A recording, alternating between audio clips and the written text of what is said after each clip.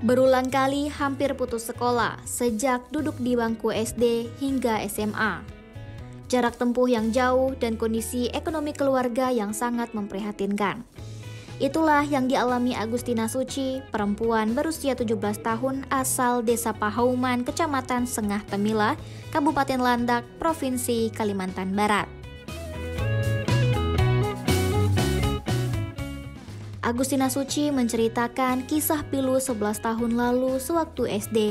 Harus menempuh perjalanan yang cukup panjang dan rela berjalan kaki selama 2 jam dari kediamannya untuk menimba ilmu di SDN 06 Pahauman. SD dulu jalan kaki dari jam 4 subuh lewat sampai jam 6 bisa datang sekolah. Pas SMP mau hampir berhenti. Untung ada kakak sepupu, tinggal sama kakak sepupu.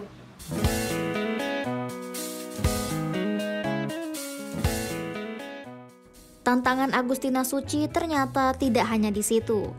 Saat SMP, Agustina Suci terpaksa harus tinggal bersama keluarganya di Pahauman. Hingga akhirnya 9 tahun Agustina Suci lalui dengan susah payah dan tiba di bangku SMA. Di jenjang pendidikan inilah tantangan beratnya kembali terjadi.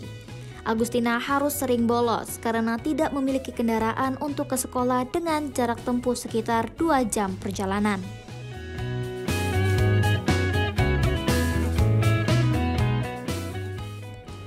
Kondisi yang sulit ini membuat Agustina frustasi saat duduk di bangku kelas 11 SMA. Agustina pasrah dengan keadaan, meski memiliki cita-cita yang mulia, ingin menjadi patriot NKRI Tentara Nasional Indonesia atau TNI. Namun takdir berkata lain. Pemimpin bangsa Indonesia, Presiden RI Prabowo Subianto, hadir dengan program prioritasnya di bidang pendidikan, yaitu sekolah rakyat. Melalui sekolah rakyat ini, Agustina Suci kini melanjutkan pendidikannya di Sekolah Rakyat Terintegrasi 53 Pontianak. Agustina Suci menaruh harapannya bisa menjadi TNI di sekolah rakyat. Saya juga bersyukur bisa sekolah di sini, bisa mencapaikan cita-cita untuk kedua orang tua saya. Saya sangat bersyukur sekolah di sini dan saya berterima kasih atas pemerintah Pak Prabowo. Dan saya dikolahkan di bangku sekolah ini. Cita saya sih pengen menjadi TNI. Iya.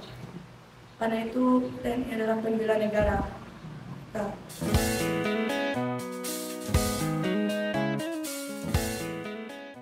Tidak hanya Agustina Suci, kehadiran sekolah rakyat ini juga membawa harapan baru bagi keluarga Ibu Ana asal Kuburaya. Ana merasa sangat terbantu dengan hadirnya sekolah rakyat. Anaknya tidak lagi harus menempuh rute jauh untuk sampai ke sekolah. Karena sekolah rakyat sudah lengkap dengan fasilitas asrama bagi siswa hingga gurunya. Senang soalnya kan belum tentu semuanya terpilih gitu. Jadi anak bisa sekolah rakyat gitu. Sebelumnya anak ibu sempat sekolah? Atau? Tidak ada sekolah, putus sekolah dia. Putus sekolah. Oh gitu ya.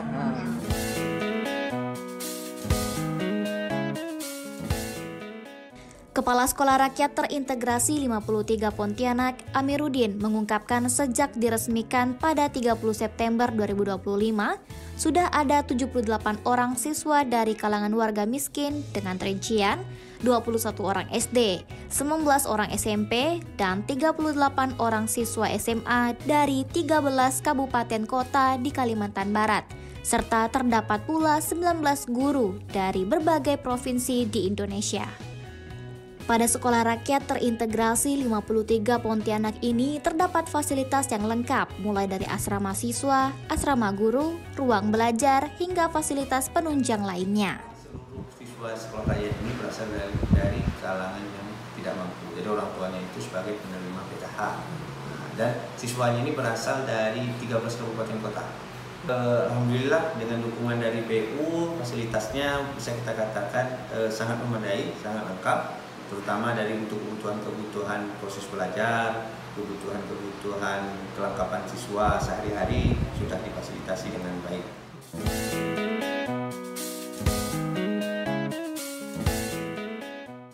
Kepsek Amiruddin menerangkan pada Sekolah Rakyat Terintegrasi 53 Pontianak ini telah diatur 3 kurikulum, mulai dari kurikulum persiapan sebagai bagian pengenalan terhadap asrama, kurikulum nasional untuk proses pembelajaran, dan kurikulum setelah proses pembelajaran. Kalau kita lihat secara kasat mata lah, Mas ya, begitu antusias anak-anak ini untuk mengikuti kegiatan kita yang sudah kita programkan. Mereka bangun jam 4 subuh, kemudian tidurnya itu jam 9 malam, semuanya teratur, makan, minumnya kita kondisikan, kita buat suasana teratur, dan mereka sangat-sangat menikmati.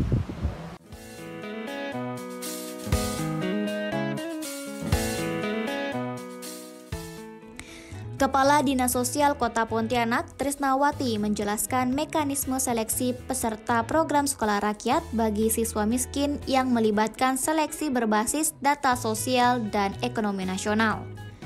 Pada program pendidikan gratis ini dilengkapi asrama yang mencakup fasilitas modern, makanan, kesehatan, serta dukungan untuk keluarga. Bapak Presiden maupun Bapak Menteri, memang sekolah rakyat ini diperuntukkan bagi masyarakat miskin ekstrim dan masyarakat miskin desil 1-2 dengan kategori anak yang memang memiliki kepintaran atau kecerdasan. Nanti mungkin secara teknis penerimaan siswa untuk yang bisa bersekolah di sekolah rakyat ini ada petunjuk lagi dari pusat.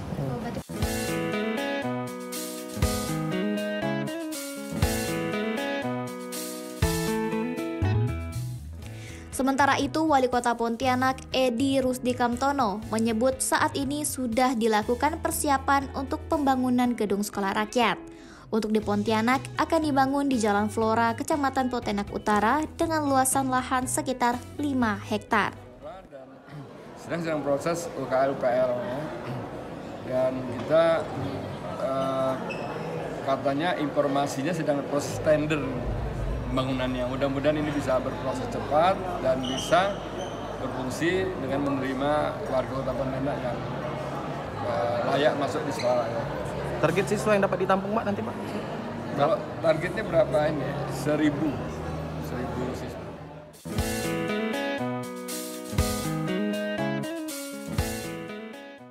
Sementara itu, Menteri Sosial RI Saifullah Yusuf mengungkapkan kehadiran sekolah rakyat merupakan wadah dalam membentuk karakter anak bangsa untuk mewujudkan cita-cita. Oleh karena itu, dalam mendidik siswa sekolah rakyat tidak hanya membutuhkan kemampuan yang mumpuni, tetapi guru-guru memerlukan kesabaran dan empati dalam menghadapi para siswa karena siswa berasal dari latar belakang lingkungan yang berbeda-beda. Melalui proses seleksi yang ketat, wali asrama, wali asro kita pilih orang-orang yang sudah terlatih. Ini adalah pilar-pilar penting dalam penyelenggaraan sekolah rakyat supaya sekolah rakyat itu benar-benar berjalan ya, dan tidak terjadi 3 hal yang paling ditakuti di dunia pendidikan. Tidak boleh ada yang namanya bullying atau perundungan, tidak boleh ada kekerasan fisik dan seksual. Yang ketiga, tidak boleh ada namanya intoleransi.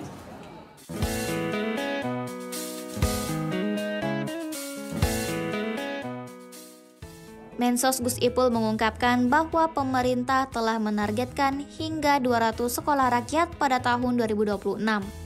Gus Ipul menyebut bahwa pembangunan gedung sekolah rakyat di Kalimantan Barat telah masuk dalam program prioritas di 2026, sehingga para siswa nantinya tidak lagi menumpang di gedung sementara di Gedung Balai Latihan Kerja dan Industri atau BLKI Provinsi Kalimantan Barat yang saat ini dijadikan sebagai tempat sekolah rakyat sementara.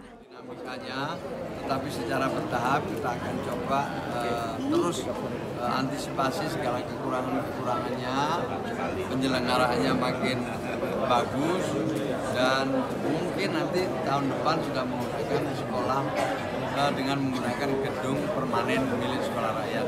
Kalau sekarang ini baru gedung sementara, nanti akan ada gedung permanen yang ini dibangun dengan menggunakan dana APBN sesuai arahan Bapak Presiden. Sementara tanah disediakan oleh bupati, wali kota, atau juga gubernur.